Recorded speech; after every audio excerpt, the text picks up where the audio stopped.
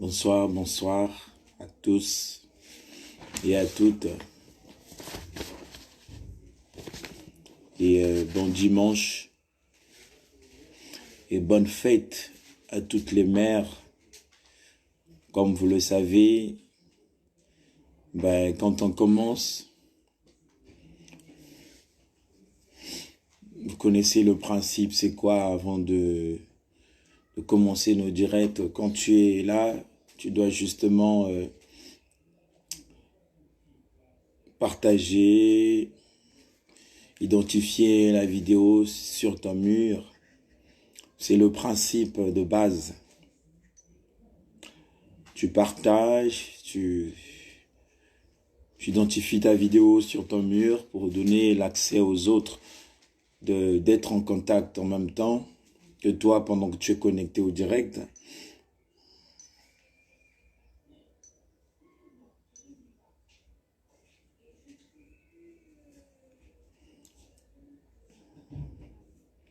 Soyez bénis, soyez bénis. Soyez bénis, soyez tous bénis dans le nom de Jésus.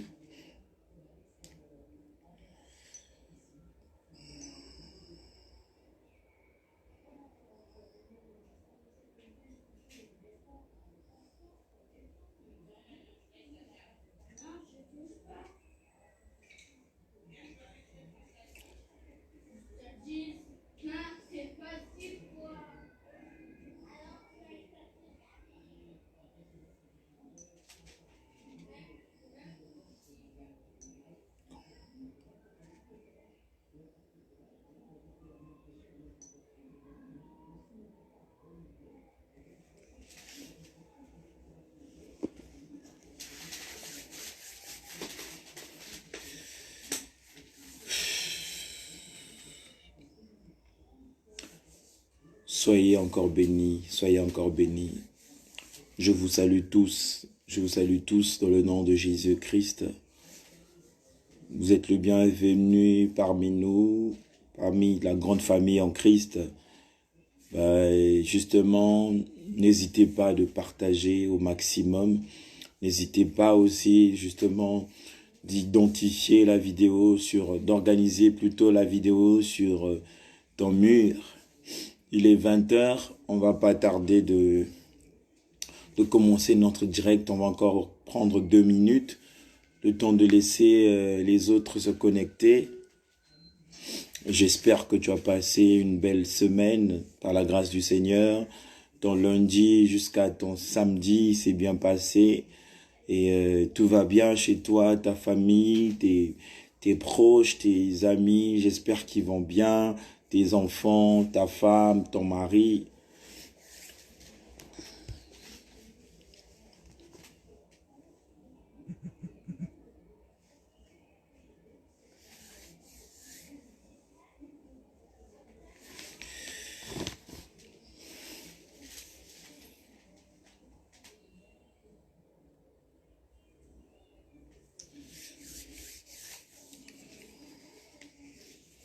On est à 22, je crois que tout le monde n'a pas partagé, tout le monde n'a pas organisé la vidéo. Faites un effort d'organiser la vidéo sur son mur, faites un effort d'inviter. Le but, c'est d'évangéliser les autres. Le but, c'est d'inviter les autres dans la présence du Seigneur.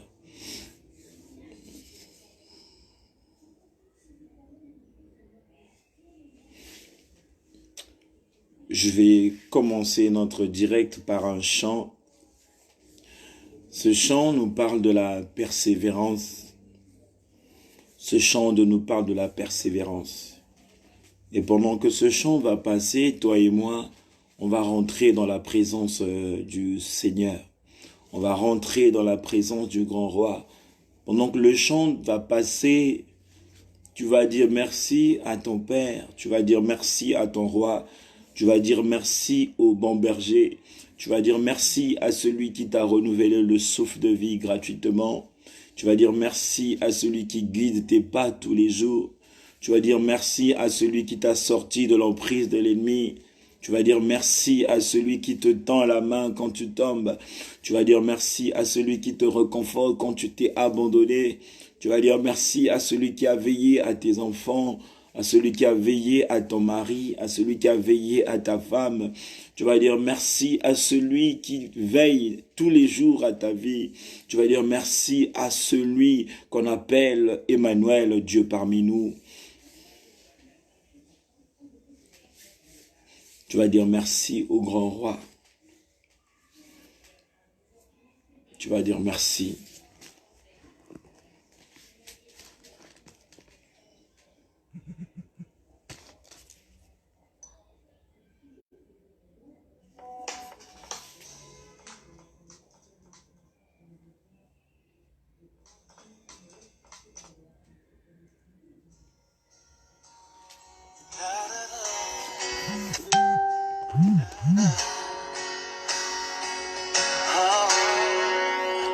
Si Dieu m'a mis un rêve dans ton cœur, écris-le, garde-le comme un trésor. Quoi qu'on dise, protège la vision avec passion.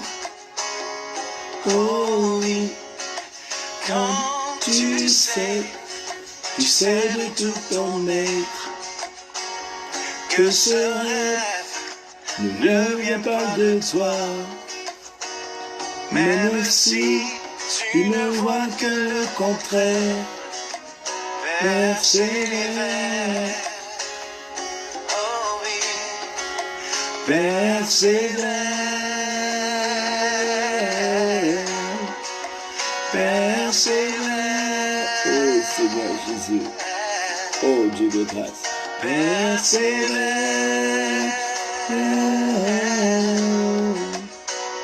Persévère. Car sa parole, elle s'accomplira.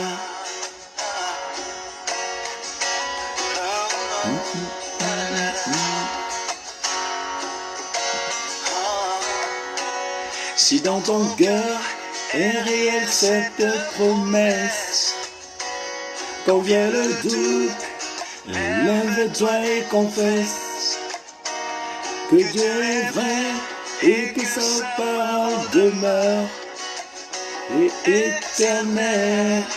Oh, car ce qu'il promet, mon frère, ma soeur, n'est jamais en vain.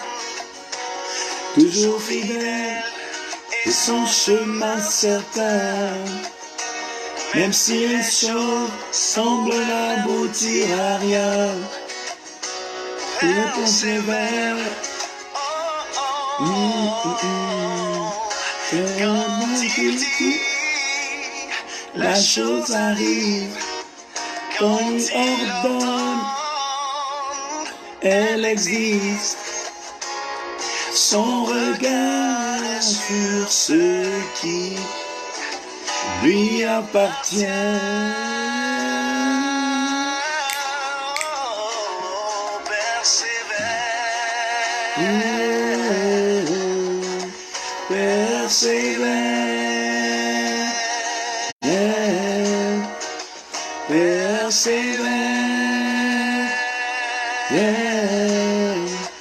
Persévère.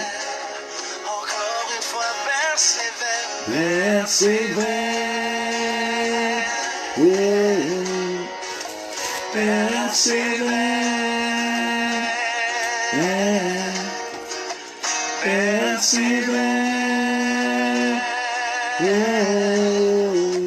Persévère. Car sa parole mais s'accomplira.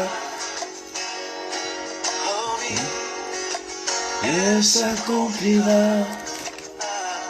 Oh oui, elle s'accomplira. Certainement. Oh oui, elle s'accomplira. Ce chant t'exhorte encore de persévérer. Ce chant t'exhorte encore de persévérer dans la foi en Jésus-Christ. Ce chant te parle de persévérer dans l'amour de la parole de Dieu. Ce chant te parle de persévérer dans cette relation sincère avec le Seigneur. Ce chant te parle de persévérer dans ce que tu as reçu venant de Dieu. Ce chant te demande de persévérer parce que Dieu sait que vivre sur terre, c'est pas facile. Vivre dans ce monde, c'est pas facile. Vivre avec des gens, c'est pas facile. Vivre avec l'humanité, c'est pas facile. Dieu le sait. L'Éternel le sait. Le roi des rois le sait. Et par son amour, par sa bonté, par sa miséricorde, par sa compassion, il a compris que sans l'Esprit de Dieu, ça serait encore plus difficile. C'est pourquoi lui-même, par son amour du monde, il nous a envoyé son Fils unique, Jésus.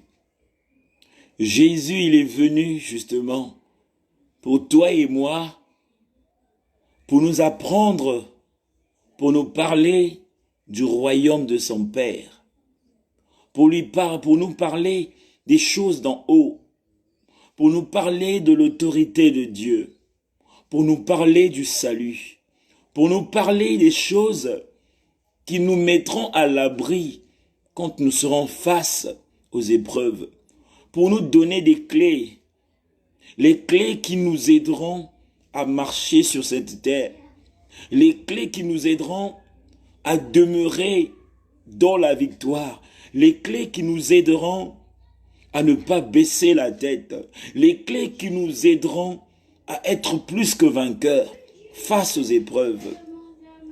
Et après qu'il nous ait appris ces clés, il a compris, pour garder cette couronne de gloire, pour garder cette autorité, pour garder ces clés, il a fallu l'Esprit, celui qu'on appelle le Christ, celui qu'on appelle le Rédempteur, celui qu'on appelle notre divin Maître, celui qu'on appelle la troisième personne divine, celui qu'on appelle Dieu en esprit, qui s'appelle le Christ.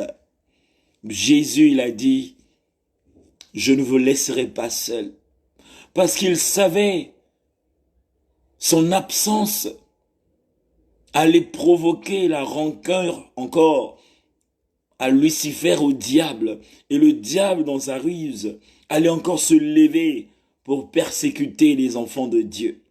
Mais il nous a laissé une alliance, il nous a laissé une couronne, il nous a laissé un bon cadeau, un meilleur cadeau du monde, c'est le Saint-Esprit de Dieu. Et la même parole de Dieu nous dit ceci, que nous ne pouvons rien faire sans le Saint-Esprit de Dieu. Nous ne pouvons rien faire sans le Saint-Esprit de Dieu. Nous ne pouvons rien faire sans le Saint-Esprit de Dieu.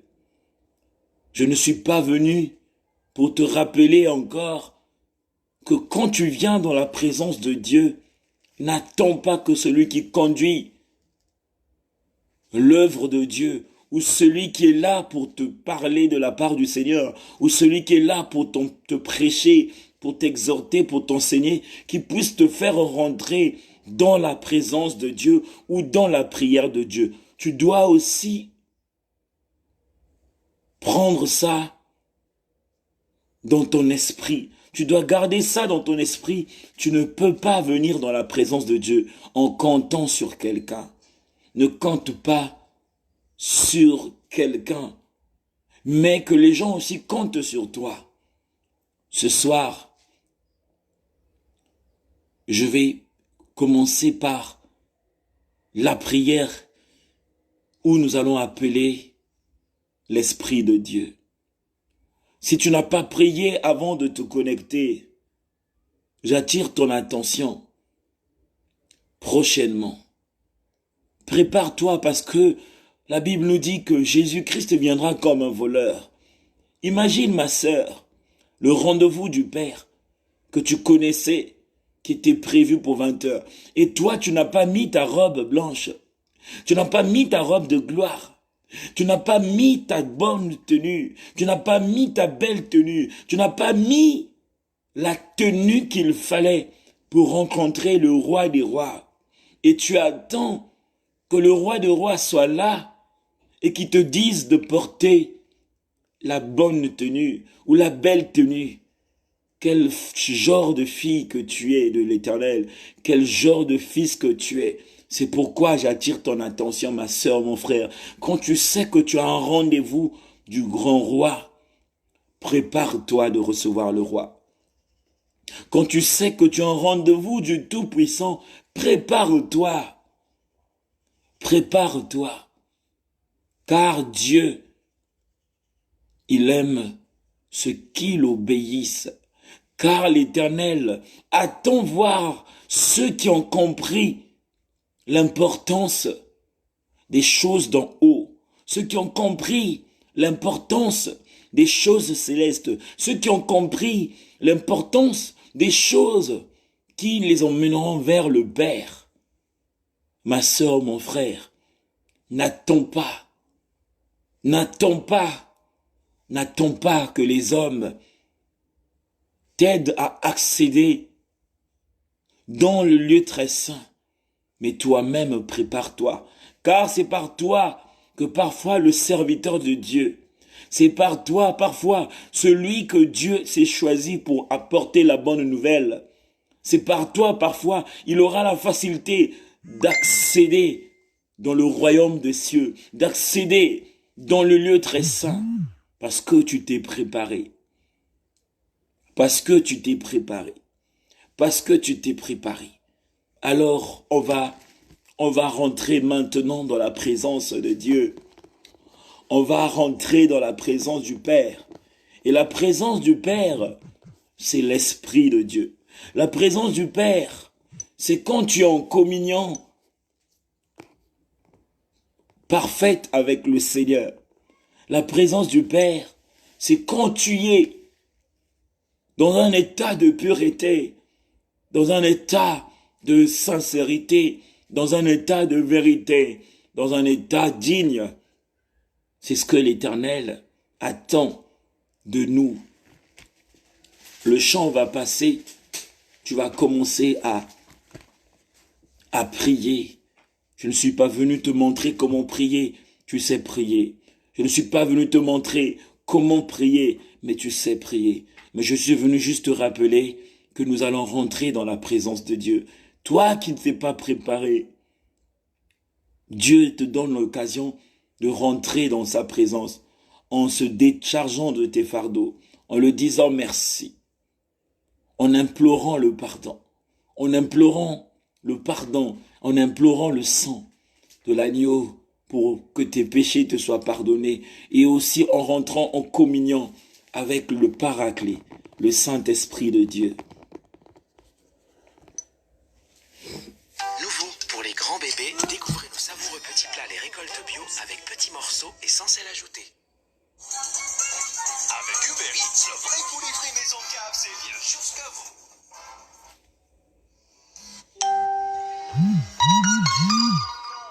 Touché dans mon esprit, touché dans mon âme. Quand je m'approche de Dieu, il me touche, il me change. Quand je cherche à te toucher, tu me touches. Oui, comme la femme, au sang coulant, elle cherchait à te toucher. Mon Père, Et c'est elle qui t'a touché, totalement changé par la puissance de ta me présence. voici moi, Seigneur, ton enfant. Oh mon Papa, me voici moi, ton enfant, Seigneur. Je suis ton enfant, tu m'appelles par mon nom, Seigneur. Le nom que tu connais, Papa, tu as appelé Jérémie. Jérémie, Jérémie. Moi aussi, tu m'appelles par mon nom, Seigneur. Seigneur, je viens à toi tel que je suis.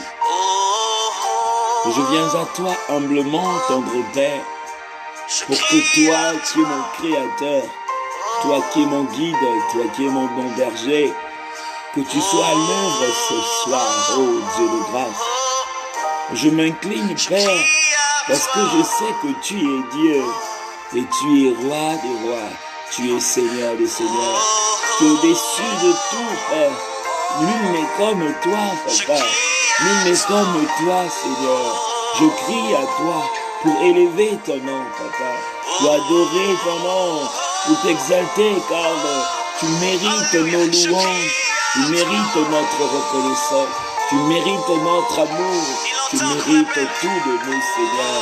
Oh Dieu de bonté, j'ai péché contre toi.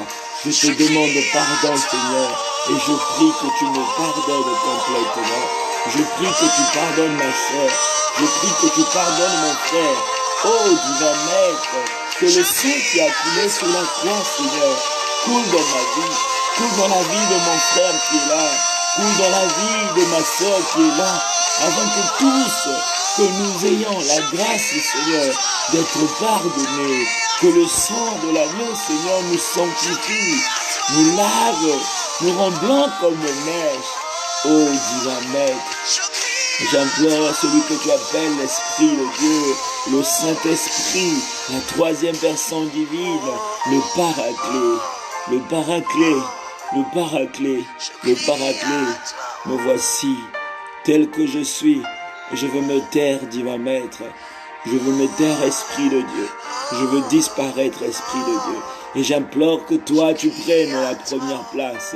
Je voudrais que tu prennes la première place, que tu sois au centre de cette réunion, que tu diriges cette réunion, que tu parles à quelqu'un, que tu prêches quelqu'un, que tu exhortes quelqu'un, que tu enseignes quelqu'un, que tu apportes la lumière à quelqu'un. Esprit de Dieu, prends la première place. Je te la accorde, je te la laisse, Esprit de Dieu, de régner, car c'est ton heure. Ton heure est venue, Esprit de Dieu, de localiser aussi les cœurs. Ton heure est venue, Esprit de Dieu, de localiser ton peuple. Ton heure est venue, Esprit de Dieu, de localiser cette grande famille. Ton heure est venue, Esprit de Dieu, de diriger ces moments. J'aimerais, Esprit de Dieu, là où sont tes enfants, que tu localises leur cœur. Car là où est le cœur, c'est là où est ton trésor. Père, Esprit de Dieu, localise leur cœur.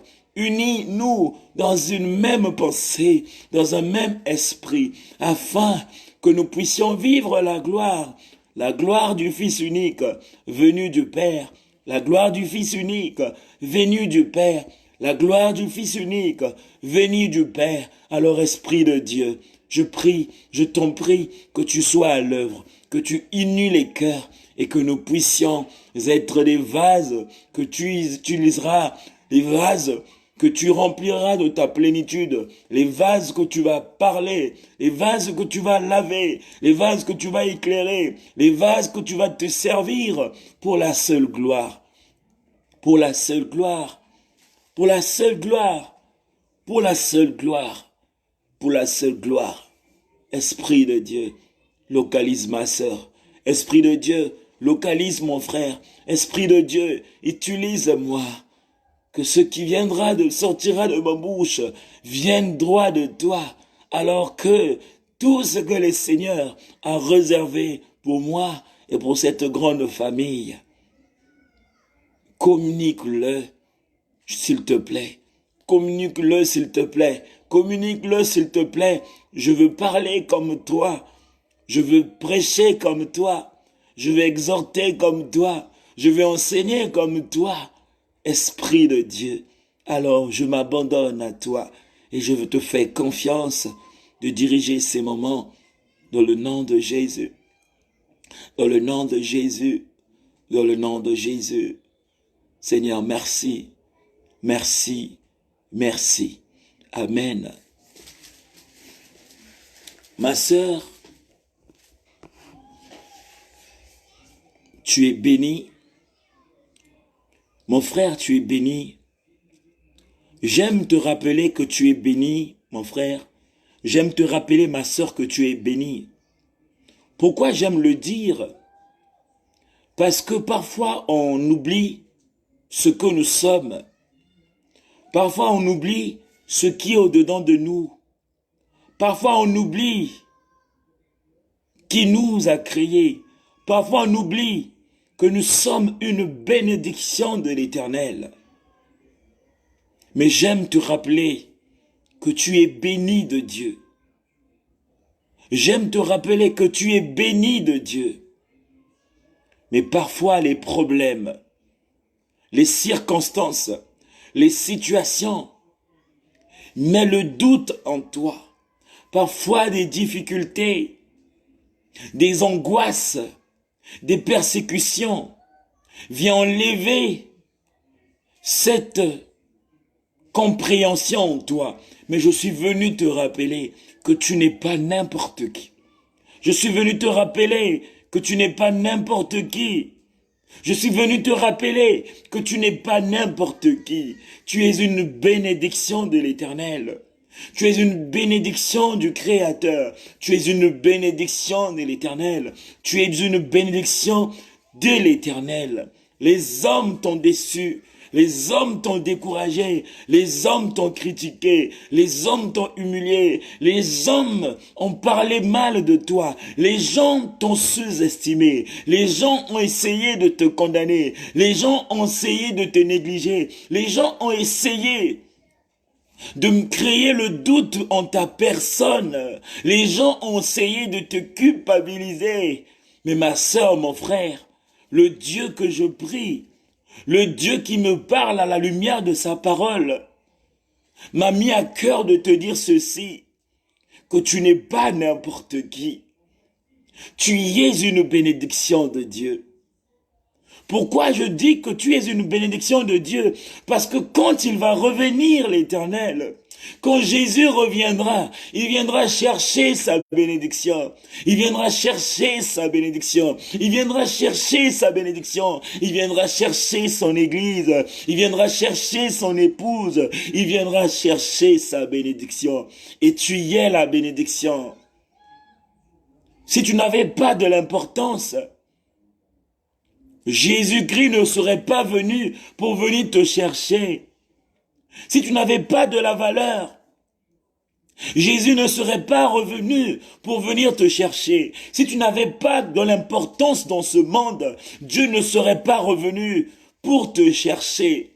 Mais s'il revient à toi les jours à venir, s'il revient à toi, c'est que tu y es importante dans sa vie. Tu es important dans sa vie. Tu as une valeur. Tu as de la valeur aux yeux du Seigneur. Tu as de la valeur aux yeux du grand roi. Tu as de la valeur aux yeux du Créateur. Tu as de la valeur. Les oiseaux du ciel ne sèment ni ne moissonnent. Ils ont de quoi manger tous les jours. Les oiseaux du ciel ne sèment ni ne moissonnent. Ils ont de quoi vivre tous les jours. À combien de fois plus forte raison, toi qui l'as créé à son image, toi qui l'as créé à son image. Et la Bible nous dit que nous sommes créés à l'image de Dieu. Ça veut dire que quand Dieu te regarde, quand le Père te regarde, il est content de savoir que tu es sa créature. Il est fier de savoir que tu es son image. Il est fier de savoir que tu es son image. Mais quand il trouve en toi le péché, c'est là où il est triste. Quand il trouve en toi la désobéissance, c'est là où il est triste. Quand il trouve en toi le mal, c'est là où il est triste. Quand il trouve en toi des mauvaises habitudes qui sont contraires à ce qu'il t'a laissé comme commandement, c'est là où il est triste. C'est là où il est triste. Mais il me dit de te dire ceci. Demande-lui de te rendre pur. Demande-lui de te rendre pur comme lui, il est pur. Il dit, soyez saints comme moi, votre Père, je le suis. Demande-lui, dis, Seigneur, je veux être comme toi. Je veux te ressembler. Je veux marcher à ton image. Je veux être comme toi tu le veux. Je suis ton image, mais je veux porter ton image. Je veux sortir en moi l'image de Jésus, qui est la pureté, qui est la sanctification, qui est la vérité, qui est l'amour, qui est la sainteté, qui est la marche en toute intégrité dans le Seigneur. Dis-lui, ma sœur, dis-lui, mon frère, Père, aide-moi à mieux te servir, aide-moi à mieux te connaître, aide-moi à marcher comme toi, aide-moi à me proclamer la bonne nouvelle comme tu le veux, aide-moi à te ressembler, aide-moi à produire des fruits, aide-moi à être une bénédiction pour les autres, aide-moi que je sois à ton image, celui-là qui reflète Dieu le Père et le Fils et ensuite le Saint-Esprit. Demande ma sœur à ton Père, demande mon frère à ton Père. Père, apprends-moi à obéir à ta parole. Apprends-moi à respecter tes préceptes et tes ordonnances. Apprends-moi ou aide-moi, Seigneur, à être l'image que tu veux. Apprends-moi, Papa, ou aide-moi à m'éloigner du péché. Aide-moi à ne plus demeurer dans la servitude. Aide-moi à ne plus marcher selon la chair, mais de marcher selon l'esprit. C'est ton papa, mon frère. C'est ton papa, ma sœur. C'est pas ton ennemi. Il est doux, le Dieu que tu vois là. Il est doux, ce Dieu. Jusqu'au jour du jugement. Donc, avant le jugement, Dieu, il va toujours utiliser son côté d'amour, son côté de père. Il sera toujours un père pour toi. Avant le jugement, il va toujours utiliser son cœur miséricordieux. Il va toujours utiliser ce cœur compatissant. Il va toujours utiliser ce cœur qui est rempli d'amour. Parce que son heure n'est pas encore venue. L'heure de la chicotte n'est pas encore venue. L'heure du jugement n'est pas encore venue. Mais ce que tu vis dans ta vie, c'est causé par ton péché. C'est pas Dieu qui te tape. L'Éternel ne peut pas te correctionner en ce moment. Le temps n'est pas encore arrivé où l'Éternel va se lever dans sa justice. Le temps n'est pas encore arrivé où l'Éternel va te mettre contre le mur. Le temps du jugement n'est pas encore arrivé. Mais ce que nous vivons, ce que tu vis, ou ce que nous ayons vécu, c'est le fruit du mal. C'est le fruit du péché. Si je peux me permettre de te dire ceci, les péchés que nos arrière-grands-parents ont eu à faire, ces péchés-là ont produit des péchés. Et ces péchés-là ont produit de la malédiction, ont produit des situations compliquées dans les familles. Et on croit que c'est Dieu qui est en train de punir la famille, ou c'est Dieu qui est en train de punir la nation, ou c'est Dieu qui est en train de punir la personne que tu connais. C'est le fruit du péché. Tout ce que nous avions rencontré, ou tout ce que tu as rencontré, ou tout ce que tu rencontres, si tu regardes au-dedans de toi, si ça ne vient pas de toi, ça vient de ta mère, ça vient de ton père, c'est causé par ton père, c'est causé par ton mère, c'est causé par ta grand-mère, c'est causé par ton grand-père, c'est causé par tes arrière-grands-parents. Jésus sur le chemin de la croix, il partait vers la destinée, il partait vers sa mission. Cette femme qui s'est approchée d'elle, elle voulait compatir, mais elle ne savait pas Jésus-Christ partait vers sa mission. Il partait pour achever sa mission. Elle est venue pour compatir, elle est venue pour essuyer le visage de Jésus, pour assister Jésus. Mais elle ne savait pas que c'était sa mission. Qu'est-ce que Jésus a dit à la femme? Femme, ne pleurez pas pour moi. Mais pleurez pour vos enfants. Pourquoi il dit pleurez pour vos enfants? Mais parce que le malheur que cette génération-là avait fait allait se répandre sur les enfants. Le salaire du péché, c'est la mort. La mort, c'est les tribulations. La mort, c'est des situations. La mort, c'est des difficultés. La mort, c'est toutes les épreuves que nous vivions sur la terre qui nous surmontent parfois, qui nous dépassent parfois, qui nous fait poser des questions. C'est le prix du péché. Quand tu pèches, tu sèmes le mal. Quand tu te comportes mal, tu sèmes les épreuves. Et le temps viendra où ce que tu as semé va produire du fruit. Et le fruit du péché, c'est la mort. La mort, c'est tout ce que tu vois, ma sœur, tout ce que tu vois, mon frère. Mais, au-delà du prix à payer, au-delà des épreuves que nous rencontrons qui sont causées par le péché, il y a ce qu'on appelle la faveur divine. Il y a ce qu'on appelle la grâce divine. Il y a ce qu'on appelle l'Esprit de Dieu. Il y a ce qu'on appelle Christ. Au-delà de ce que nous pouvons subir, au-delà de ce que nous pouvons vivre, au-delà de ce que nous pouvons rencontrer, il y a ce qu'on appelle la faveur divine, il y a ce qu'on appelle la faveur divine, il y a ce qu'on appelle la grâce divine, il y a ce qu'on appelle Christ. Et Nicodème a compris que si tu n'as pas Jésus dans ta vie, tu ne peux hériter le royaume des cieux.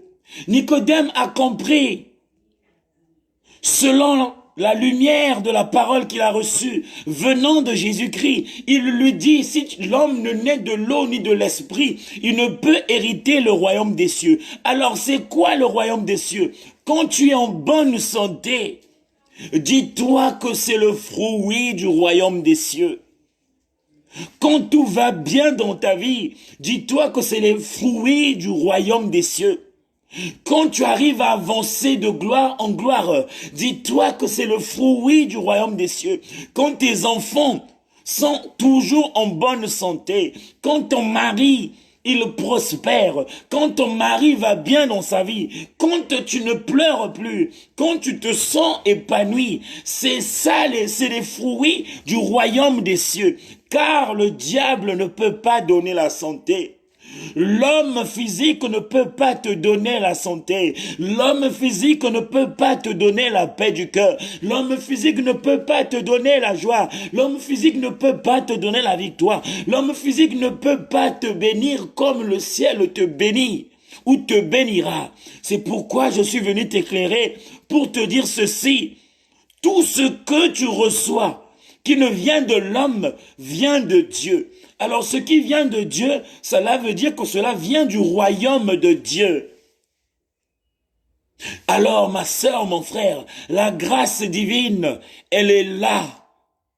La grâce de l'Esprit est là. À cause de la grâce divine, à cause de la grâce de l'Esprit, à cause de la faveur divine, à cause de la faveur de l'Esprit, ma sœur, mon frère, tu vivras à la main de Dieu. Tu témoigneras des promesses de l'Éternel. Tu connaîtras le royaume des cieux. Tu demeureras là où est le Père, parce que tu marches dans l'abri du Très-Haut, et tu demeureras ou tu te reposeras dans l'ombre du Tout-Puissant, à cause de ton obéissance. Et la grâce divine, elle est toujours permanente dans la vie de ceux qui ont compris que Dieu est Dieu, l'Éternel est l'Éternel, il est roi des rois. J'ai intitulé le thème de notre prédication « Marcher selon l'esprit et non selon la chair ». Vous connaissez certainement ce thème, vous connaissez certainement ce verset. C'est dans Galates chapitre 5, verset 16 au verset 17. Marchez selon l'esprit et non selon la chair. C'est le thème, mais le verset c'est dans Galates chapitre 5, verset 16 au verset 17. Que nous dit ce verset? Ce verset nous dit ceci dans Galates chapitre 5, verset 16 au verset 17. Je dis donc, marchez selon l'esprit et vous n'accomplirez pas les désirs de la chair. Au verset 17, car la chair a des désirs contraires à ceux de l'esprit. Et l'esprit en a de contraires à ceux de la chair. Ils sont opposés entre eux, afin que vous ne fassiez point ce que vous voudrez.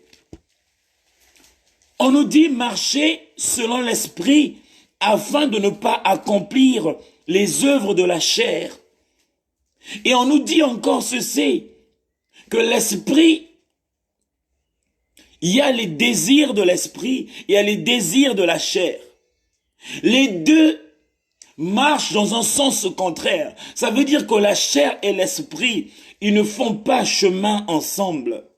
Ça veut dire que ce qui est de la chair est chair, ce qui est de l'esprit est esprit. La parole de Dieu vient de Dieu. La parole de Dieu vient de Dieu. La parole de Dieu vient de l'esprit de Dieu. Mais la Bible vient de l'homme, vient de la chair, parce qu'il a reçu la parole de Dieu. Et il a interprété la parole de Dieu. Et en interprétant la parole de Dieu, il y a une partie qui est révélée, et il y a une partie qui n'est pas révélée. Parce que quoi? Parce que celui qui écrivait, il n'écrivait pas selon l'esprit, il écrivait selon la chair. Il n'écrivait pas selon l'esprit, il écrivait selon la chair. Ce qu'il a compris, c'est ce qu'il a écrit. C'est comme dans un rêve, ma sœur, c'est comme dans un rêve, mon frère. Quand tu fais un rêve, Dieu peut te parler. Et quand tu te mets à expliquer le rêve ne sera pas comme tu l'as reçu. Et pourtant, tu as bien entendu. Et pourtant, le rêve était clair. Mais quand tu vas expliquer ton rêve, quand tu vas expliquer ton songe, il y aura un petit détail qui va manquer. C'est ça qui fait la différence entre l'œuvre de l'esprit et l'œuvre de la chair. Quand tu vas l'expliquer à la façon, à l'intelligence charnelle. Tu vas l'expliquer comme tu l'as compris. Mais il y aura un petit détail qui va manquer. Il faudrait qu'il y ait un petit détail qui manque pour que l'Esprit de Dieu puisse jouer le rôle dans ta vie. C'est ce petit détail qui va prouver que oui, il y a des choses que nous faisons par l'aide de Dieu, mais la compréhension parfaite vient que de l'Esprit de Dieu. Alors, pourquoi nous faisons des erreurs dans nos vies? Pourquoi les gens nous trahissent? Pourquoi nous avons connu des échecs? Pourquoi les choses parfois vont mal dans nos vies? Si tu prends ton temps de réfléchir, tu comprendras. Il y a des décisions que tu as eu à prendre dans ta vie. Tu n'as pas consulté l'Esprit de Dieu. Il y a des projets que tu as eu à bâtir. Tu n'avais pas consulté l'Esprit de Dieu. Tu as connu des mariages certainement. Tu as connu une relation sans pourtant que tu puisses associer Dieu. Il y a des choses que tu as eu à faire qui n'ont pas produit du fruit. Parce que quoi, il y avait un petit détail qui manquait. Qui est ce petit détail? C'est l'Esprit de Dieu que tu n'avais pas consulté. Et c'est ça une image de marcher selon la chair. Alors quand tu marches selon la chair, quand tu mènes une vie qui est lié à la chair, quand tu prends des décisions qui sont liées à la chair, quand tu parles même de la parole de Dieu, sans pourtant que tu invites la présence du Saint-Esprit de Dieu, tu ne diras pas vraiment grand-chose parce que l'Esprit de Dieu est absent.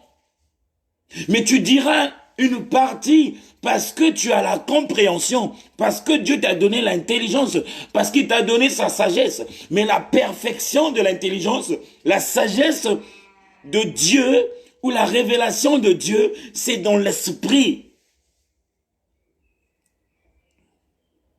Tu t'es chamaillé pour un petit problème, mais parce que tu as réagi selon la chair. Tu as pris des décisions dans ta vie aujourd'hui qui t'ont causé du tort, qui te font souffrir parce que il manquait un petit détail. Tu n'avais pas demandé à l'Esprit de Dieu, est-ce que c'est le moment? Est-ce que c'était une bonne décision? Est-ce que c'est réfléchi? Tu as eu à aider les gens dans ta vie parce que tu croyais que c'était par toi que les choses devaient se faire. Tu as eu à étendre ta main à quelqu'un. L'acte était positif. L'intention était bonne. Mais est-ce que la personne que tu as aidée, tu la connaissais de cœur? Est-ce que tu connaissais son état d'âme? Est-ce que tu savais ce qu'il était capable de faire dans ta vie? Mais tu t'es engagé quand même. Parce que quoi? Tu as été animé par tes émotions, par tes sentiments, par une nostalgie. Et après, tu récoltes le mal, tu récoltes l'ingratitude, tu récoltes la méchanceté. Mais c'est normal, c'est ça qui va t'aider à comprendre que si tu avais demandé au Saint-Esprit, il t'aurait dit, aide-le, mais autrement. Bénis-le, mais autrement. Soutiens-le, mais autrement. C'est pour que tu arrives à faire la différence quand tu fais les choses selon la chair. Pour certaines personnes, ils font les choses selon la chair. Et si je peux aller en profondeur, la chair, c'est comme la loi. La loi, c'est ce qui vient de l'homme. La loi, c'est ce qui a été laissé par des gens. Et il y a des gens qui mènent aussi une vie de servitude. Parce que quoi? Dans leur famille, il y a des lois et principes qui sont établis, qui ont été établis. Ça veut dire que les maris, les hommes, ne peuvent pas se marier avant les femmes. Ou le deuxième enfant ne peut pas se marier avant le premier enfant. Mais je l'ai vu nulle part dans la parole de Dieu. Mais je l'ai vu hier dans l'Ancien Testament. Parce que l'Ancien Testament, c'est la loi. La loi, si tu creuses dans la loi, il n'y a pas l'Esprit de Dieu. Dans la loi, il y a ce qu'on appelle, il y a l'inspiration de Dieu. Dieu a donné une idée, Dieu a donné une pensée. Et eux, ils ont fait quoi de cette pensée? Ils ont reçu cette pensée, ils ont exécuté cette pensée. Mais ils n'ont pas demandé plus que la pensée de Dieu. Père, par rapport à ce que tu nous as donné, qu'est-ce que tu veux que nous fassions? Comment veux-tu que nous puissions agir? Donc, je reviens encore sur ce que je disais tout à l'heure. Il y a des gens dans les familles, ils marchent selon la loi de leur famille. Parce que quoi? Il ne peut pas aider le deuxième fils. Il ne peut pas faire voyager son deuxième fils. Parce que quoi? Le premier. Mais ma sœur, ça c'est la loi. Ça c'est le raisonnement charnel. Quand tu rentres dans la parole de Dieu, tu comprendras. Jacob, il était le père de ses 12 fils. Et on nous dit de Jacob est sorti les 12 tribus d'Israël. Donc dans chaque enfant, il y a une vision. Dans chaque enfant, il y a une mission. Dans chaque enfant, il y a une promesse de Dieu. Mais tu ne peux pas te dire de toi-même que celui qui va ouvrir la bénédiction de tes enfants, c'est l'aîné. Tu ne sais pas Dieu où il a mis le fils de la promesse. Tu ne sais pas qui est le fils de la promesse. Mais selon ton plan, tu as cru que le premier, c'est lui qui sera la source de bénédiction de sa famille. Mais ça, c'est un raisonnement charnel. Ça, c'est la loi. Ça, c'est une intelligence venant de la chair. La parole nous dit ceci, que David n'était pas le plus beau. Il n'était pas le plus intelligent. Mais il avait le cœur selon Dieu. Et la grâce de Dieu s'est reposée sur lui parce que Dieu ne regarde pas la chair. Dieu ne s'attarde pas sur les choses qui glorifient la chair. Mais Dieu regarde. Réagissez parce que ça bug, ça signale là. Donc Dieu ne s'attarde pas sur les choses qui plaisent à la chair, mais Dieu s'attarde aux choses qui plaisent à Dieu, venant de l'esprit. C'est pourquoi ma sœur, c'est pourquoi mon frère, je suis venu te dire ceci, ce qui est de la chair est contraire à ce qui est de l'esprit. Et ce qui est de l'esprit est contraire à ce qui est de la chair. Tu vas chercher à plaire les gens. C'est la chair. Tu vas chercher à impressionner les gens. C'est la chair. Tu vas chercher à faire mieux que les autres. Parce que tu crois connaître. C'est la chair. Tu vas t'enorgueillir. C'est la chair. Tu vas parler de toi. C'est la chair. Tu vas empêcher les gens de se mettre à ta place parce que quoi, tu ne veux pas qu'ils puissent être comme toi. C'est la chair.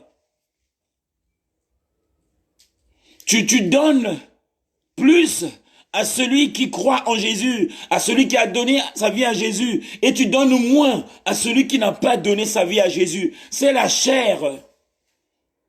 Je peux te dire, quand il pleut, l'Éternel, il ne fait pas tomber la pluie uniquement pour ceux qui sont purs. Mais quand la pluie tombe, elle tombe pour les purs et pour les impurs. Ça veut dire que Dieu, dans sa bonté, dans son amour, il ne fait pas de comparaison. Il ne fait pas d'injustice. Mais ce que tu fais qui est injuste, c'est parce que ça ne vient pas de l'esprit, ça vient de la chair. Tu peux le cacher aux gens. Tu peux le cacher aux hommes, mais tu ne peux pas le cacher à Dieu. Parce que ce qui est de Dieu, l'Éternel sait, ça vient de l'esprit. Mais ce qui est de l'homme, ça vient de la chair. Tu es en train de pleurer. Tu es en train de te lamenter. Mais je suis venu te dire, consulte le problème. Pourquoi ce problème-là? Pourquoi cette situation? Pourquoi les gens t'ont trahi? Mais tu comprendras que c'est parfois Dieu qui a permis qu'on puisse te trahir pour que tu te sépares de ces gens-là.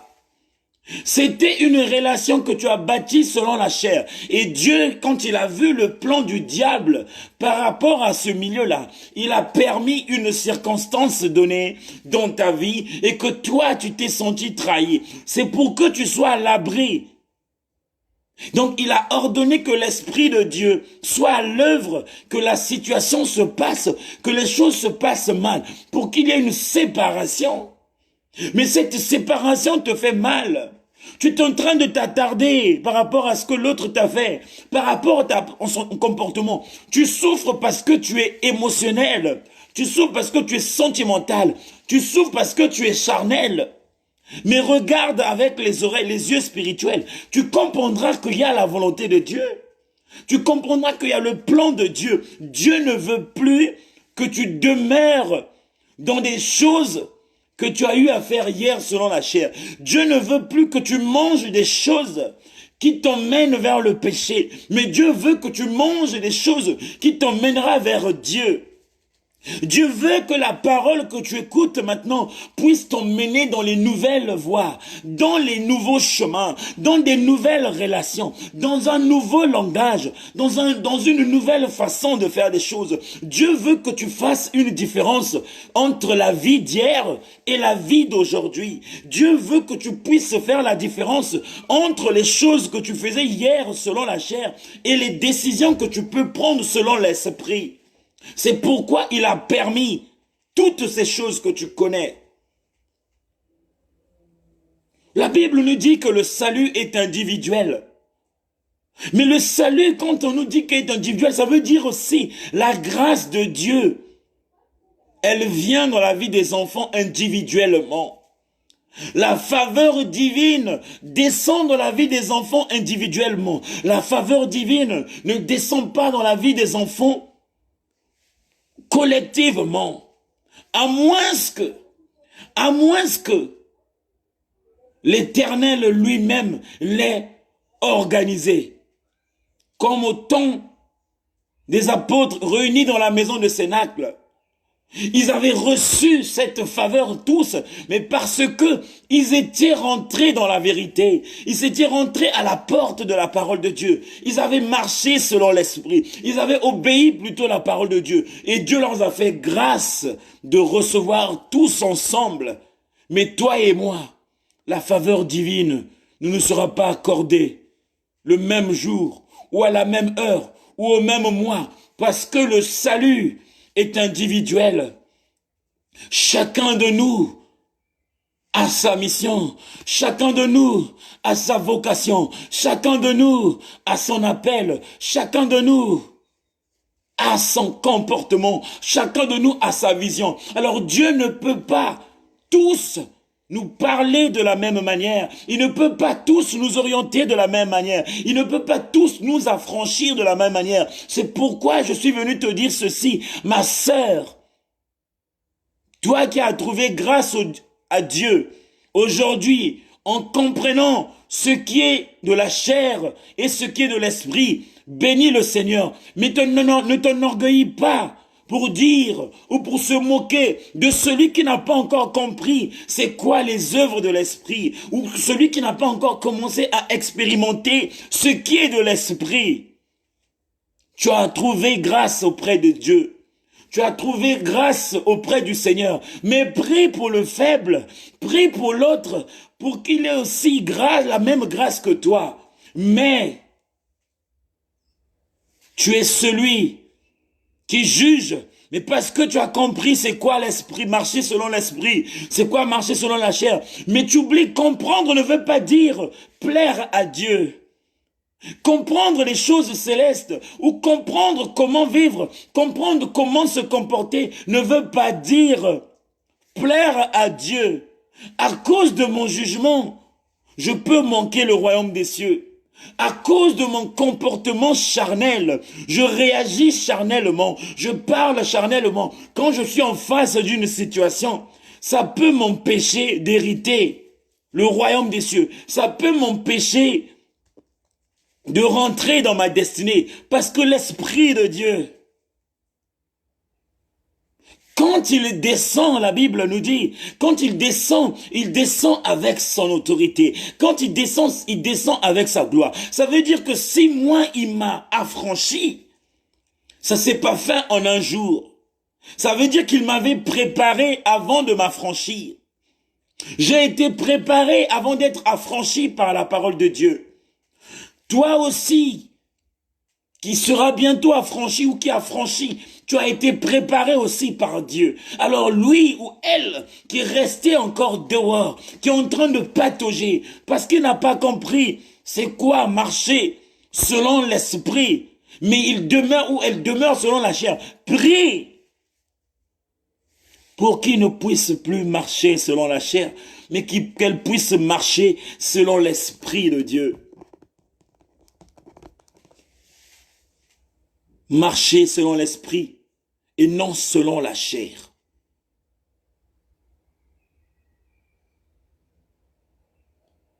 marcher selon l'esprit et non selon la chair. Salomon le sage que vous connaissez, Salomon le sage que vous connaissez, Salomon, il n'avait pas jeûné. Il n'avait pas consacré sa vie pour hériter ce qu'il avait reçu du ciel. Les fruits qu'il avait reçus du ciel, les fruits du Saint-Esprit, pour ceux qui les connaissent, on nous parle de l'intelligence, on nous parle de la sagesse. C'est les fruits qui viennent d'en haut. C'est les fruits qui viennent du ciel. Il n'avait pas travaillé dur pour les mériter, mais grâce à son Père qui était un homme selon le cœur de Dieu, Dieu lui a donné ce qu'il a demandé. Salomon, il a demandé, on lui a posé la question, qu'est-ce qu'il veut qu'on lui donne? Il a demandé la sagesse.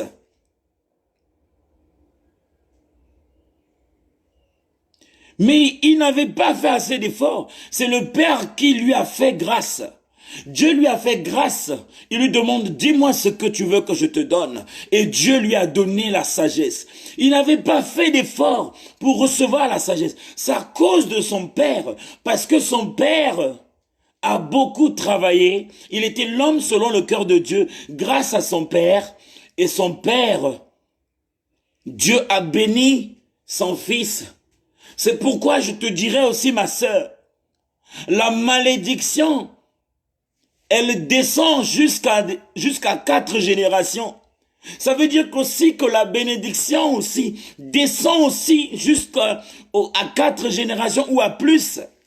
Salomon, ce qu'il avait reçu, c'était pas le fruit de son travail. Le don qu'il avait reçu, le don de l'esprit qui était la sagesse, c'était le fruit du travail de son père. C'est pourquoi je viens encore te dire, Dieu quand il le promet, quel que soit ton comportement, quelles que soient tes erreurs, quelles que soient tes faiblesses, quand Dieu promet, Dieu donne toujours. Il avait promis à David, il lui avait promis de le bénir. Et quand David, il a décidé de bâtir l'église de Dieu, le temple de Dieu, le Dieu a dit non, c'est pas possible, mais ton fils, ça veut dire David, il a été béni en son temps. Mais cette bénédiction, c'est pas limité à David. Cette bénédiction est allée dans une autre génération. C'est rentré dans la vie, dans la vie de ses enfants. Ça veut dire que Salomon, il a reçu aussi c'est la même bénédiction qui a suivi Salomon. C'est grâce à David que Salomon a eu ce qui venait d'en haut, la sagesse. Mais regarde ce qui se passe. Qu'est-ce que Salomon a fait de la grâce de Dieu? Qu'est-ce que Salomon a fait de la faveur divine? Salomon s'est amusé avec la faveur divine. Salomon a oublié. C'est pas parce qu'il était sage que tout lui était permis. Même dans la sagesse que Dieu lui avait donnée, il y avait des principes. Il y avait des commandements à respecter. Il y avait la parole de Dieu qu'il fallait respecter, il fallait mettre en pratique. Mais face à la reine de Saba, Salomon, il a pris la sagesse divine que Dieu lui avait donnée. La sagesse qu'il avait reçue de Dieu, c'était pour diriger son peuple. La sagesse que Dieu lui avait donnée, parce qu'il était roi, c'était pour diriger son peuple. Mais ce n'était pas une sagesse qui lui a été donnée pour donner à une personne. Ce n'était pas une sagesse qui était réservée pour consacrer à une seule personne. Salomon, face à la reine, Salomon a oublié sa mission. Salomon a oublié les recommandations du Père. Salomon a oublié l'alliance avec son Père. Salomon a oublié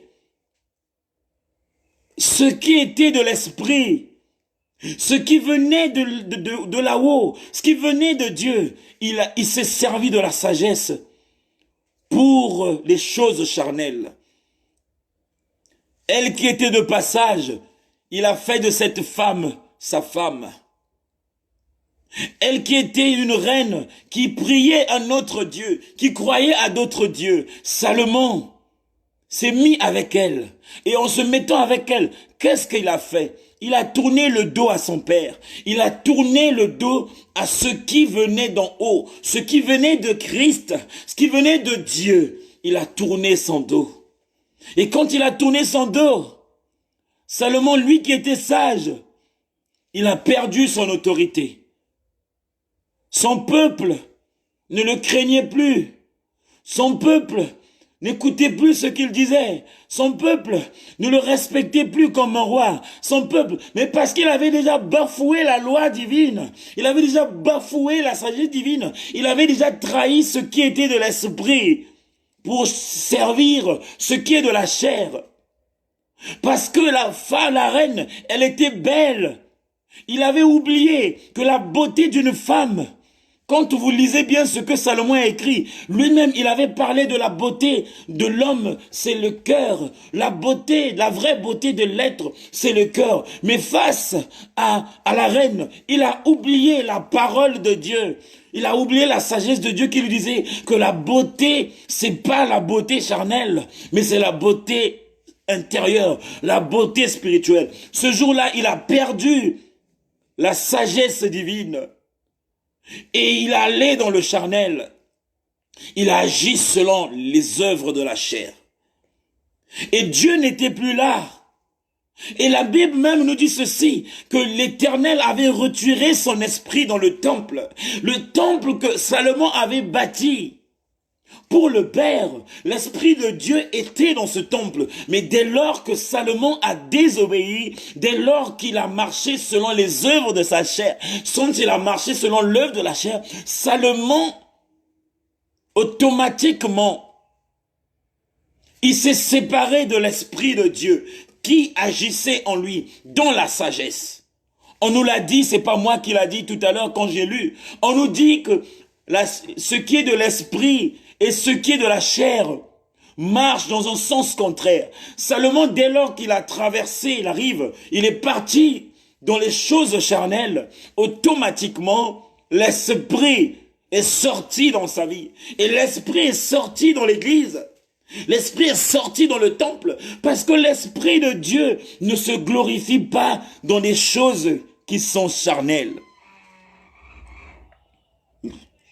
L'Esprit de Dieu se glorifie dans les choses spirituelles. Parce que les choses spirituelles, c'est des choses qui viennent d'en haut. Les choses spirituelles, c'est les fruits du royaume des cieux. Nous sommes sur la terre. Le but, c'est qu'un jour, que nous puissions demeurer dans le royaume des cieux. Le but, c'est qu'un jour, que nous ayons la place dans le royaume des cieux. Mais avant d'aller vivre dans le royaume des cieux, il faudrait que sur la terre, que nous puissions nous procurer des choses qui viennent d'en haut. C'est ces choses-là qui vont nous affermir dans la foi. C'est ces choses-là qui vont nous mettre à l'abri du péché. C'est ces choses-là qui vont définir notre relation avec le Seigneur. C'est ces choses-là qui vont nous identifier. C'est ce que Dieu veut. Dieu ne veut pas que nous héritons les royaumes des cieux, où nous ne pouvons pas hériter le royaume des cieux si nous ne connaissons pas les choses d'en haut, si nous ne les mettons pas en pratique, si nous ne marchons pas selon l'esprit. On peut parler du royaume des cieux, on peut écouter les choses d'en haut, on peut prêcher les choses d'en haut, mais Dieu veut que dans l'homme, qu'il y ait les fruits de l'esprit. Les fruits de l'esprit, c'est une partie du royaume des cieux. C'est comme un train qui va nous emmener vers le ciel. C'est comme un train qui va nous emmener vers le Père. C'est pourquoi il nous prépare. Toi qui es là, ma sœur, toi qui es là, mon frère, tu ne peux pas aller vers le Père sans passer vers le Fils. Personne ne peut voir le Père sans passer par le Fils. Le Fils, c'est qui? C'est Jésus. Par Jésus-Christ, il nous a laissé le Saint-Esprit de Dieu. Alors, ma sœur, la parole de Dieu, c'est Jésus. La parole de Dieu, c'est Jésus. Mais dans la parole de Dieu, il y a le Christ. Et le Christ, c'est l'Esprit de Dieu. C'est celui-là qui t'aide à rentrer dans une dimension spirituelle, à te déconnecter dans cette vie charnelle. L'Esprit de Dieu, c'est lui qui t'aide à comprendre que le péché, c'est ce qui te détruit. Le péché, c'est celui qui te sépare avec Dieu. C'est l'Esprit de Dieu qui va t'aider à comprendre, même si tu jeûnes, même si tu pries, même si tu loues l'Éternel, même si tu as une grâce de Dieu. Il n'y a pas de garantie pour hériter le royaume des cieux. Le seul moyen qui va t'aider à hériter le royaume des cieux, la seule garantie qui va t'aider à hériter le royaume des cieux, c'est la relation personnelle avec le Saint-Esprit. C'est la relation personnelle avec le Saint-Esprit. Le Saint-Esprit, c'est comme un laissez-passer. Quand tu as le laissez-passer, tu vas vers le Père, vers le Fils Jésus. Et Jésus-Christ, c'est la parole de Dieu profonde, la révélation de la parole de Dieu. L'Esprit va t'aider à comprendre la révélation de la parole. Tu auras une révélation à la lumière de la parole. Tu seras affranchi. Toi-même, tu vas comprendre que ça ne sert pas que je compte sur le frère Vivien pour hériter le royaume des cieux. Mais à partir d'aujourd'hui, je dois abandonner ce qui est de la chair, car l'Esprit m'a affranchi et je veux marcher à la lumière de la parole. Et quand tu vas rentrer justement dans l'obéissance de la parole de Dieu, c'est là où tu verras Dieu en esprit. Heureux ceux qui ont cœur pur, car ils verront Dieu, dit la parole de Dieu. Heureux ceux qui ont cœur pur, car ils verront Dieu. Quand on dit heureux ceux qui ont cœur pur, car ils verront Dieu, ça veut dire, on parle à celui ou celle qui veut voir Dieu. Dieu se trouve dans son royaume. Dieu se trouve dans... Donc pour voir Dieu, ce que la parole de Dieu me dit de te dire, il faudrait que tu aies un cœur pur. Comment faire pour avoir un cœur pur? Tu dois connaître le baptême de l'Esprit. Tu dois connaître le cœur de la parole de Dieu. Quand la parole de Dieu t'a franchi, toute l'amertume qui est en toi va s'ôter.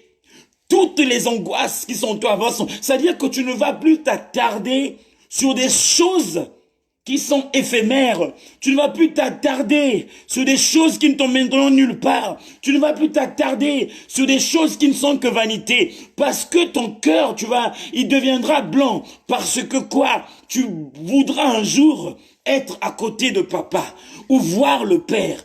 Et ton cœur deviendra pur. C'est pourquoi certains ont du mal à aimer les gens. C'est pourquoi il y a des gens, ils ont du mal à pardonner. C'est pourquoi il y a des gens, ils ont du mal à accepter. C'est pourquoi il y a des gens, ils ont du mal à être humbles. C'est pourquoi il y a des gens, ils ont du mal à faire du bien. Mais parce que leurs cœurs sont malades, leurs cœurs sont remplis de mal, de mertume. Heureux ceux qui ont le cœur pur, car ils verront Dieu. Le but des enfants de Dieu sur la terre, que nous puissions hériter le royaume des cieux, que nous soyons à côté du Père. Mais la condition, il faudrait que tu marches selon l'Esprit et que tu aies le cœur pur. C'est par le cœur pur que tu verras Dieu. Donc tout ce qu'on peut beau faire sur la terre, tout ce qu'on peut beau faire spirituellement, tout ce que je peux beau faire spirituellement, tout ce que je peux faire, tout ce que je peux faire, ce qui identifie mon alliance avec le Père, c'est la relation spirituelle. C'est-à-dire que l'alliance que j'ai avec le Christ, l'alliance que j'ai avec l'Esprit. Et si dans mon cœur il n'y a pas d'amour, la relation que j'ai avec l'Esprit ne me garantit pas d'hériter le royaume des cieux. Il n'y a pas de garantie. Je peux trouver grâce aux yeux de Dieu parce qu'il est miséricordieux.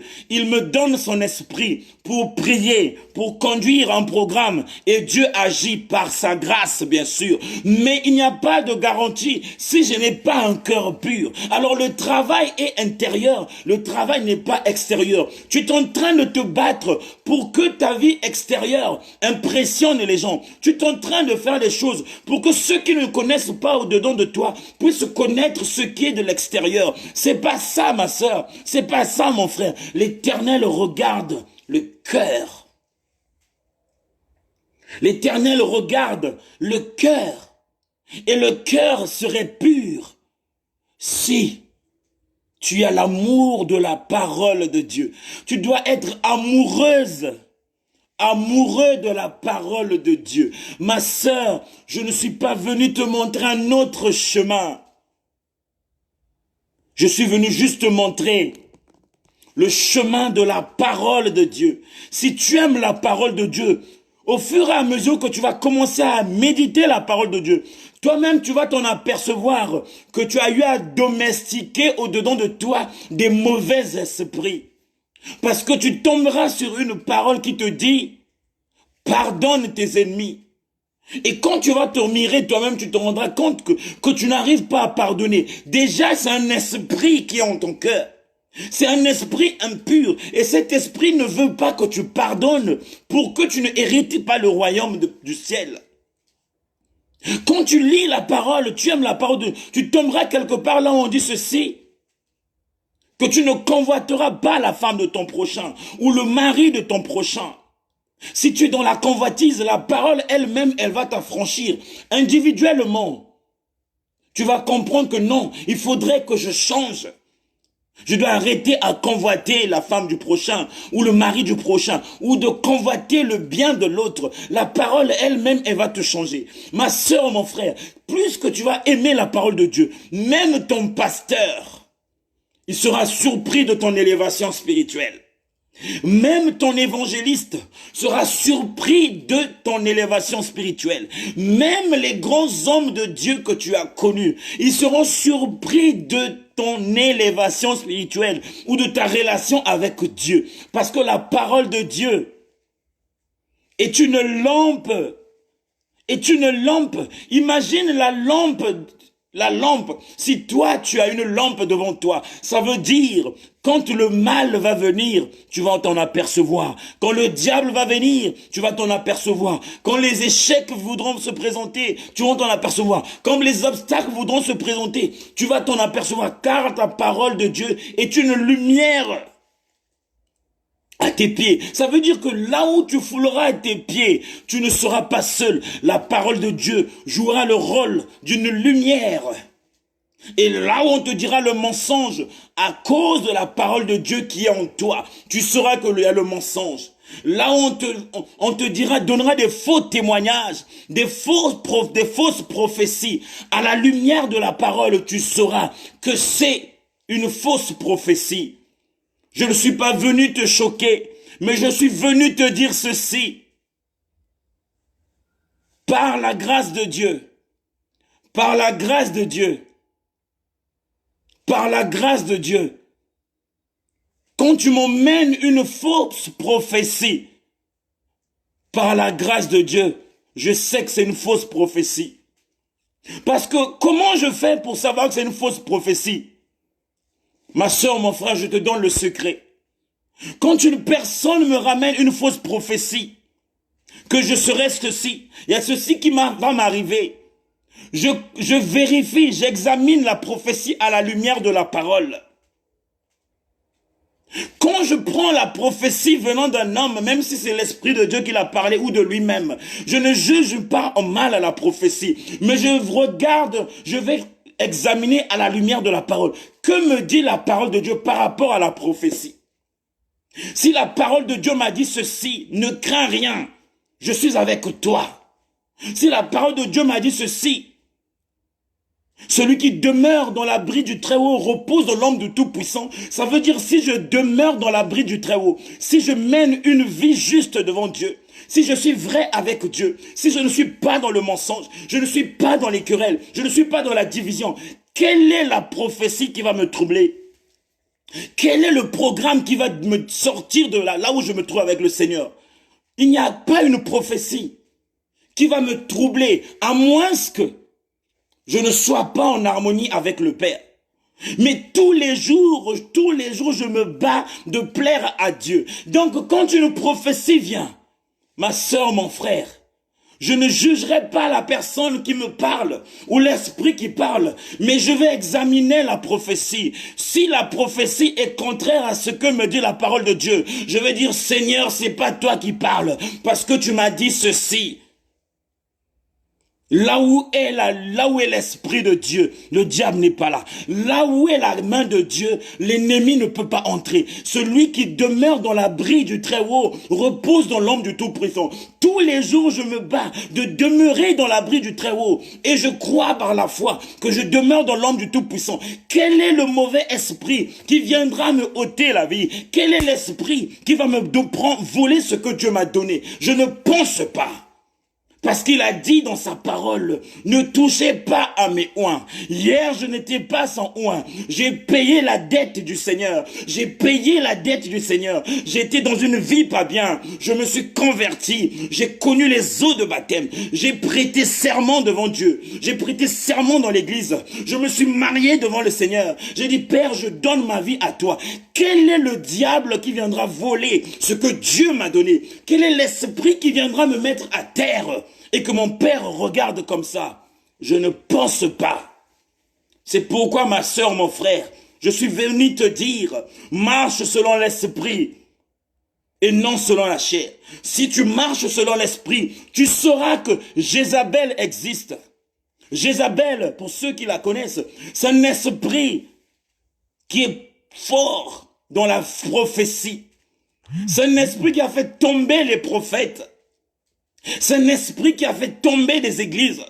C'est un esprit qui a séparé, qui a détruit des familles. C'est un esprit aujourd'hui, même en Afrique, plusieurs familles ont été séparées à cause de Jézabel. Jézabel, en tout cas, l'esprit là, je vous cache pas, elle va te dire 5 messages, 4 bons messages, dernier message de mensonge. Comme tu es tombé sur 4 bons messages, tu ne sauras pas que le 5e message, c'est le mensonge. Mais comment tu sauras que le 5e message, c'est le mensonge? Il faudrait que tu puisses demeurer dans la parole de Dieu. Ma sœur, faites attention. Faites attention. Faites attention. Car le diable est rusé. Le diable veut parfois te sortir là où Dieu t'a mis. Le diable veut parfois te voler ce que tu as reçu. Il peut venir te parler par un songe et te décourager pour t'emmener vers les choses charnelles, pour t'emmener vers l'échec. Et pourtant, tu étais sur le bon chemin. Le diable est rusé. Il peut utiliser qui il veut. Jézabel, il a fait tomber des prophètes. Mais les prophètes qui sont tombés parce qu'ils n'avaient pas Christ, ils avaient la prophétie avec eux. Mais ils n'avaient pas Christ, qui est la prophétie par excellence. Ils n'étaient pas assis dans la parole de Dieu. Ils disaient ce que Dieu leur avait dit. Mais ils n'avaient pas connu le baptême de l'Esprit. Quand tu connais le baptême de l'Esprit, tu n'as plus peur. Quand tu as un problème, tu tournes ton regard vers Dieu. Tu lui demandes la volonté. Il te dira si c'est ça ou pas. Si tu sais qui est Dieu, tu creuses dans la parole de Dieu. Tu cherches la vérité. Le mensonge ou le malin n'aura pas le pouvoir sur toi. Je suis venu te dire, ma sœur, pour terminer, à cause de la parole de Dieu, que tu lis nuit et jour, à cause de la parole de Dieu, que tu médites tous les jours, tu seras invincible, tu seras inébranlable, tu seras intouchable.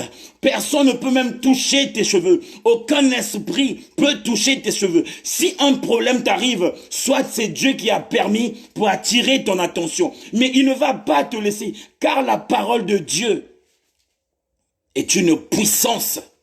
La parole de Dieu, c'est la délivrance. Ceux qui ont reçu Christ, leur vie a changé. On va lire, vite fait, on va lire, excusez-moi. On va lire vite fait, Romains 8, premier verset. Romains 8, au premier verset. Dans Romains 8, au premier verset, on nous dit, il n'y a donc maintenant aucune condamnation pour ceux qui sont en Jésus-Christ. Romains 8, premier verset, on nous dit, il n'y a donc maintenant aucune condamnation pour ceux qui sont en Jésus-Christ. Il y a le sous-thème, j'ai parlé de Jésus-Christ, l'eau de vie. Ma sœur, mon frère, Jésus-Christ, c'est l'eau de vie. Imagine celui qui a soif. Si tu bois de cette eau, ma sœur, il n'y a plus de condamnation pour ceux qui sont en Jésus. Mais vous allez remarquer, il y a des prophéties que vous recevez, il y a des situations qui vous arrivent, il y a des visions qui vous arrivent, qui vous emmènent dans une situation de condamnation. Mais où est la parole dans Romains 1, 8, 1? Il n'y a plus de condamnation pour ceux qui sont en Jésus-Christ. Toi, si tu crois au-dedans de ton cœur, si tu crois sincèrement que tu as donné ta vie à Jésus-Christ, si tu crois que tu es né de nouveau, si tu crois que tu appartiens à la famille céleste, il n'y a plus de condamnation, ma sœur, dans ta vie. Il n'y a plus de condamnation, mon frère, dans ta vie. Alors que personne ne puisse te voler cette couronne de gloire, parce que tu n'es plus dans la lignée des gens qui étaient condamnés ou qui sont condamnés. Tu n'es plus dans la lignée des gens qui doivent vivre ou qui seront persécutés leur vie. Mais tu es dans la lignée de gens qui vivront de gloire en gloire. Tu portes la marque de Christ. Tu portes la marque de Jésus. Tu es un oint de Dieu. Tu es une descendance du Père. Tu es le produit du Père. Et le Père ne permettra pas qu'on puisse toucher à ta vie. Mais il peut permettre que les gens de ta famille, quelqu'un soit touché dans ta famille, parce qu'ils n'ont pas donné leur vie à Jésus-Christ. Il peut permettre que le malheur rentre dans ta famille, mais pas dans ta vie, parce que tu n'appartiens pas à un homme. Il n'y a donc maintenant aucune condamnation pour ceux qui sont en Jésus-Christ. Je suis venu te dire, pour ceux qui sont en Jésus-Christ, il n'y a plus de condamnation. J'ai lu que Jésus est le sarment, et le Père est le cep. Et nous sommes des vignerons.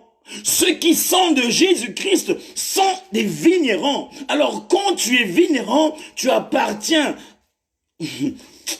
C'est-à-dire, c'est plus toi qui vis, c'est Jésus qui vit en toi. Et quel est le malheur qui viendra déloger Jésus-Christ dans ta vie? Quelle est la situation qui viendra déloger le Jésus que tu sers en vérité dans ta vie? Quel est l'esprit qui va déloger la grâce de Jésus dans ta vie pour te faire subir le malheur? Aucun esprit, ma sœur. Alors, ma sœur, ne marche pas selon la chair, mais marche selon l'esprit. Ne crois pas selon la chair, mais crois selon l'esprit. Ne fais pas confiance aux hommes selon la chair, mais fais confiance aux hommes selon l'esprit. Ne prévois pas des projets selon la chair, mais prévois-les selon l'esprit. Ne dis pas tout ce que tu penses dire, parce qu'il y a des choses que tu disais selon la chair, à cause de ta bouche, là, ils t'ont persécuté, ils t'ont condamné. Mais maintenant, dis les choses selon l'esprit. Pour que Jésus, Christ, qui est l'eau de vie, c'est la parole de Dieu. L'eau de vie, c'est la parole de Dieu, ma sœur. L'eau de vie, c'est la parole de Dieu. Et Jésus est l'eau de vie. Je suis venu te conseiller. Le but de Dieu, que le mal puisse disparaître sur la terre. Le but de Dieu, avant qu'il vienne, il veut gagner plusieurs âmes. Alors pour que plusieurs âmes soient gagnées, il faudrait que toi qui es là, qui t'amuses avec ta vie, toi qui es là, qui ne marche pas à la lumière de la parole, toi qui es là, qui n'aime pas la parole de Dieu, que tu puisses être affranchi par la parole de Dieu, que tu changes de nature, que tu changes de vie, que tu t'engages à Christ, et par toi, une personne aussi va changer, et nous serons nombreux, et plus que nous serons nombreux, que la gloire du diable deviendra faible, que la puissance du diable sera faible. Et là, l'Éternel, quand il verra l'effectif de son Église, quand il verra l'effectif des gens convertis en Christ, c'est là où l'Éternel, il va préparer son avenue pour venir chercher l'Église. L'Église. L'Église. Alors, ma sœur, nous sommes à la fin. Ne marche selon l'esprit et non selon la chair.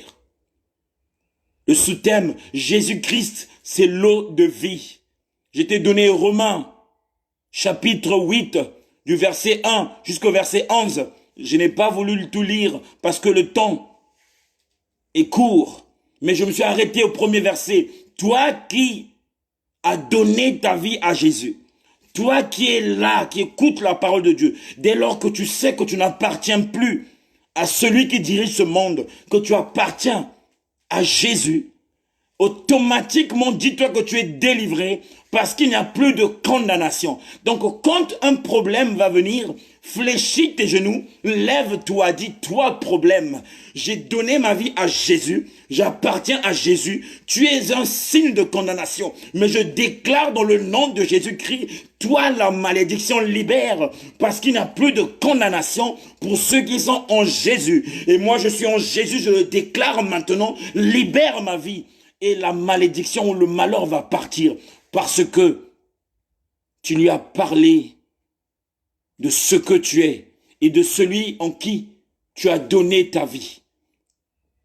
Marche selon l'esprit et non selon la chair.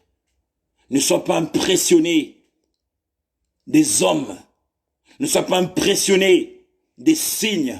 Ne sois pas impressionné des miracles, ne sois pas impressionné des prophéties, ne sois pas impressionné des programmes que les hommes de ce monde peuvent te donner, mais sois impressionné de la parole de Dieu, car elle va enlever les écailles de tes yeux. Elle va te dire la vraie vérité que même les hommes de Dieu ont cachée à cause de leurs intérêts. La parole de Dieu va te dire les vraies vérités que même les hommes de Dieu ont cachées à cause de leurs intérêts. Nombreux viennent avec la parole de Dieu. Nombreux viennent avec des prophéties. Nombreux viennent avec les ainsi dit l'Éternel. Mais si tu rentres, tu es affermi dans la parole. Quand tu vas remarquer, tu vas regarder, l'Esprit de Dieu te dira là où il y a le mensonge et là où il y a la vérité. Parce que vous connaîtrez la vérité et la vérité vous affranchira. Quand tu connais la vérité, ma sœur, la vérité t'affranchit. Quand tu connais la vérité, mon frère, la vérité t'affranchit. Il y a des gens qui ont des projets pour plaire à leur chair. Ils ont des idées derrière l'évangile pour apparaître.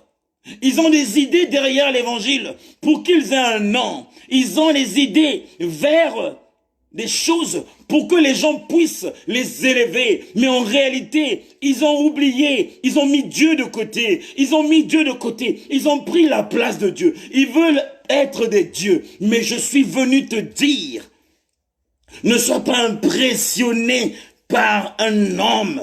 Ne sois pas impressionné des mystères. Ne sois pas impressionné de la grâce que les serviteurs de Dieu ont. Ne sois pas impressionné de la grâce que j'ai. Ne sois pas impressionné de mon don. Ne sois pas impressionné de ma vocation. Ne sois pas impressionné de mon appel. Mais je veux que tu sois impressionné de la parole de Dieu. C'est là où parfois toi, tu viendras m'apprendre les choses que je ne connais pas. Que tu me donneras la vraie, pure vérité de la parole de Dieu. Que tu me donneras une bonne orientation. Mais si tu restes sur mon image, si tu restes sur mon appel, si tu restes sur mon alliance avec le Seigneur, si tu restes sur mon appel, ma sœur, tu risques de faire les œuvres de la chair et non les œuvres de l'esprit. Voilà la parole de ce soir que Dieu nous a confiée. Que Dieu te bénisse. Que Dieu bénisse ta parole. J'ai pris 5 minutes de plus. Je vais clôturer par une prière.